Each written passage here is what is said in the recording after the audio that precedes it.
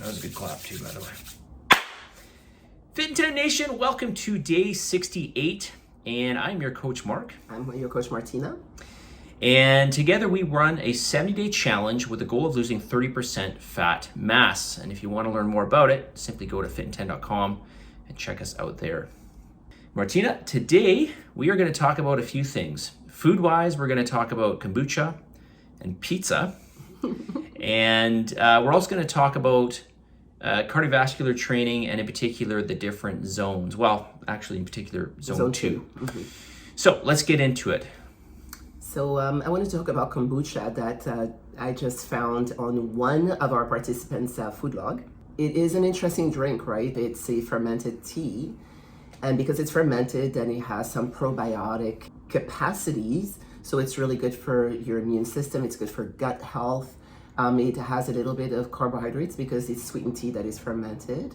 So it has about 1 gram of carbohydrate per ounce of liquid. I personally think that it's completely okay to have. What do you think? You actually you like fermented food in general, right? Oh yeah, I'm a huge fan of fermented food just because of it's good for the intestinal tract. Mm-hmm. And it helps to obviously feed that good bacteria. Mm-hmm. Yeah, so we would say that that's a yes for the food logs. Oh, right? 100%. I mean, it's very low calorie too. Yeah. So there's no negative. No, there's no negative. I mean, I know there's a lot of claims about it. It's that's correct. Anti-cancer, good for diabetes. We even stumbled up in something about how it boosts fat loss. Yes, it's. I don't think that it is proven, and we haven't found any. No, it has no roots. So anyway, it's good for you for the gut biome, and then that's about that. So let's talk about pizza. Yeah. All right. So this may come as a surprise to you, but there are some pizzas that are okay. Yes. Okay. Now, obviously, we're not talking about Panago or Pizza Hut here. We're talking about obviously homemade pizzas. Okay, hold on a second. But what do you have against Panago and Pizza Hut? These foods are going to be designed to be highly palatable, yes. And obviously they are making them as cost effective as possible. So there's going to be a lot of carbs put in them, a lot of cheap carbohydrates, and a lot of fat. Plain cheap fats as well. Cheap fats. Well, yeah. I mean that's another topic unto its own. But typically speaking, takeout pizza is going to be very, very calorie dense. And of course, we don't really know how much we're getting in that. But let's just keep it simple here. With homemade pizza, we can make the right choices, and we can make something that's much less calorie dense and much healthier. Yeah, so let's talk about more balance as well. Yeah. So what would you use for the crust? Well, there's a couple things. I mean, I've used things like tortilla. Yeah, tortilla is fine. I've used swirly bread before. You could use pizza bread. Yeah, pizza bread. There's what's it called? It's keto bread by. I think it might be by Dave's Bread or something. Anyway, it's keto bread. It's a keto bread you can use. You can get keto shells as well. So these are low calorie, or sorry, I should say low carb. Obviously, it's gonna be lower calorie as a result. Bread-based shells. You can use these, and then in terms of tomato sauce, Martina, what are we gonna use for that? You know, before you move on, did you know that you could make also a shell with protein? So, for example, if you ground. Well, first of all, I've done it with tuna, but it's better with chicken. So chicken, 1 egg, and then some cheese will make an amazing base to any pizza. And then after that, because the protein is in the crust, then you just cover it with sauce, you cover it with vegetables, you add a little bit of cheese, and then you're in heaven. When you can also make a crust using, what's it called, coconut flour or almond flour, because those are also those are very low carb as well, right? Tomato sauce. What about that? Well, you can make your own, or you just buy pizza sauce. In general, they're not that carb dense. No, not at all. Yeah. So something like, could we just go with something like a Prego sauce, or? Okay. Yeah. Pre-made pizza sauce. Yeah, definitely. I wouldn't bother to make my own personally. And when it comes to toppings, we're if we're looking at vegetables. You can use meat on this, so you could use something like chicken. You guys seasoned chicken breast. Turkey. Turkey. You could use ground beef. Obviously, we want to generally stay away from some of these processed meats, salami, pepperoni, this type of thing. Okay. This would be another downfall of takeout pizza, would be the amount of cheap meat that's going on there. Not something we would recommend. I mean, unless you could probably maybe find something at a deli, maybe some level of deli meat or something like that might be okay. What about cheese? Cheese, you just want to be sparing with this. Of course, Parmesan's going to be a lot less calorie dense. Parmesan is got less fat in it. Now, obviously, you're not going to use that as a full-on topping for the pizza. Yeah. You know, something like mozzarella. Mozzarella is obviously going to be a little bit higher in fat. So you just want to be careful with the amount that you use. You know, you get a white cheddar. This would be good as well. Yeah, track them, you know. And just- then the old it's just cheese the in amounts. general has a lot of flavor for less of the amount. So Yeah. So really, it would just come down to the amount that you're using. And if you're using a couple ounces for an entire pizza, it's not going to be too bad. Yeah. So yes to pizza. Homemade pizza, absolutely. Yeah, we can go with that for sure. All right. So you wanted to talk today about cardiovascular health.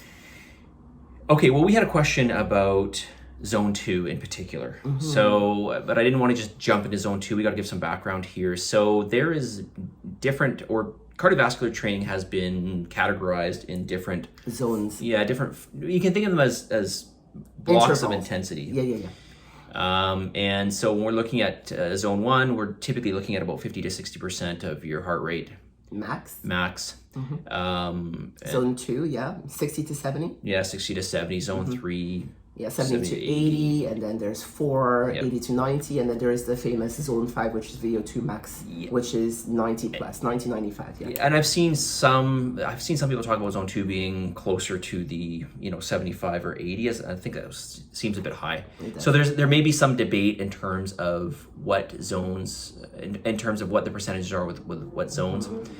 But in general, when we're talking zone 2, which was the question was asked about, we're talking about a heart rate that's going to be more on that lower end range of the cardiovascular spectrum. Yeah, and then by the way, did you want to tell them how to calculate your max heart rate? I mean, there's like very simplified. So a simple formula would be 220 minus your age times that percentage that we talked about. So if we're talking about zone 1 here, take 220 minus your age from it. So I'm 45, so 175. If I'm going zone 2, I'm at 60 to 70%, which is of 175. Yeah, so that's going to be 105 to I think 122 for myself. Sure. So that's the range that I would look at working in order to hit my zone 2. So what are the benefits?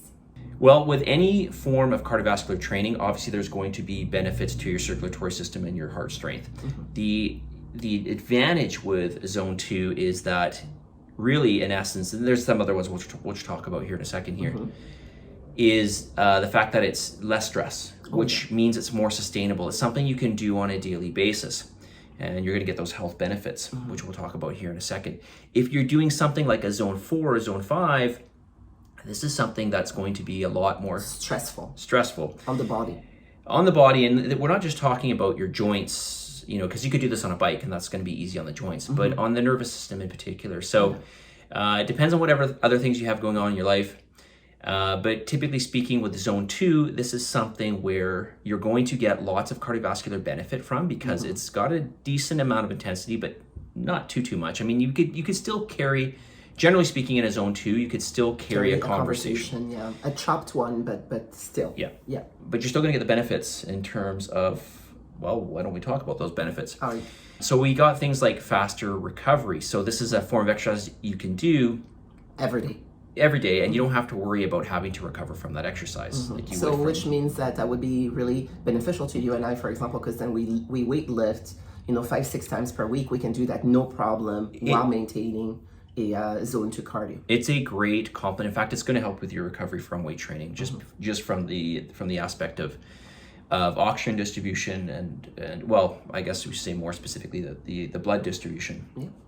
So you're going to get more nutrients, more blood flowing around the body. So really, we're not really talking about a whole lot of recovery other than maybe very short-term recovery from that. Number 2, we kind of mentioned this already. It's just less stress. So again, there's less stress on the nervous system, less stress on the joints potentially, depending on what modality that you're using. Number 3, we're increasing cardiovascular fitness. Now, what does this mean? Well, there are a lot of aspects to it, but essentially what it means is we're teaching the body to become more efficient in terms of oxygen distribution. So getting oxygen to the tissues, and this is really, really important for your general health.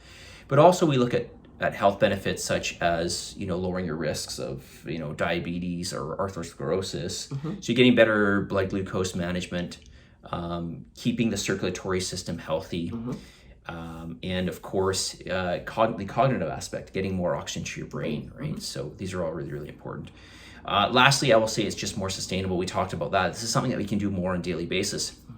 As you know, with weight training, I'm doing every second day. I train with a basic program, and because the intensity is a little bit higher, right? Same with, I do interval training, which involves zone 5, which is right at the top end.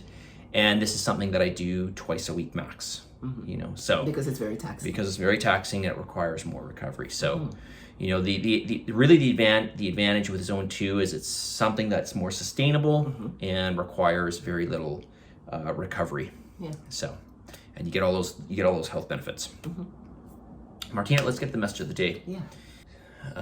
All right. This is something that I think everybody needs to remind themselves, especially as they age. It's never too late to become what you might have been.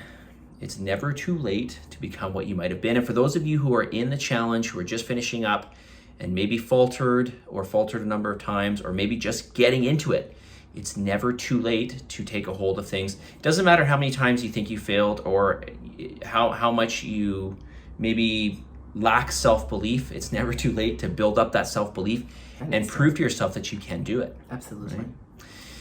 Positive energy, positive vibes, believe in yourself, and for the love of God, give some gratitude. We'll talk to you all very soon.